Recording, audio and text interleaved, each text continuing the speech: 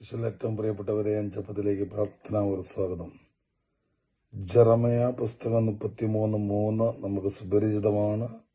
എന്നെ വിളിക്കുക, ഞാൻ നിനക്ക് ഉത്തരമരുളും. നമ്മൾ ദൈവത്തിന്റെ ടെലിഫോൺ നമ്പറാണ് 333 എന്നൊക്കെ കേട്ടിട്ടുണ്ട്. അതിനോട് ചേർന്ന് നിൽക്കുന്ന മറ്റൊരു മനോഹരമായ വചനമാണ് യെശയ്യാ പ്രവചനം 65 അധ്യായം 24 തിരുവചനം.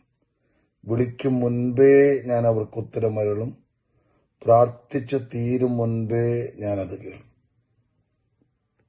നീ വിളിച്ചാൽ ഉത്തരം നൽകുമെന്ന് പറയുന്ന കർത്താവ് വിളിക്കുന്നതിന് മുൻപേ വിളി കേൾക്കും, ഉത്തരം തരും. അത്രമാത്രം നമ്മളെ ഹൃദയപൂർവ്വം സ്നേഹിക്കുന്ന ദൈവത്തിന്റെ ഹൃദയം നമുക്ക് വെളിപ്പെടുത്തുകയാണ്.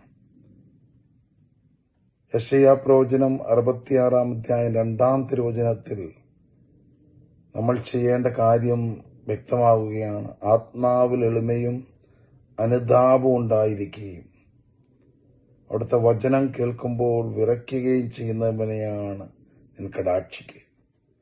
കർത്താവിന്റെ ഈ കടാക്ഷം, കർത്താവിന്റെ ഹൃദയപൂർവകമായ ഈ ഇടപെടൽ നമ്മുടെ ജീവിതത്തിൽ സംഭവിക്കണമെങ്കിൽ നമുക്കുണ്ടാകേണ്ട ഏറ്റവും വലിയ ഗുണമാണ് ആത്മാവിലുള്ള എളിമ, അനുതാപം. ദൈവവചനത്തിന് മുമ്പിൽ വിറയ്ക്കുക എന്ന് പറഞ്ഞാൽ ദൈവവചനത്തെ അനുസരിക്കുന്ന ഒരു ഹൃദയം.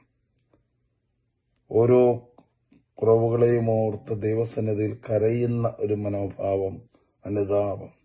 ദൈവത്തോട് സോറി പറഞ്ഞ് നിരന്തരം ദൈവത്തിന്റെ സ്നേഹത്തിലേക്ക് മടങ്ങി വരുന്ന ഒരു ജീവിതം, അനുതാപം.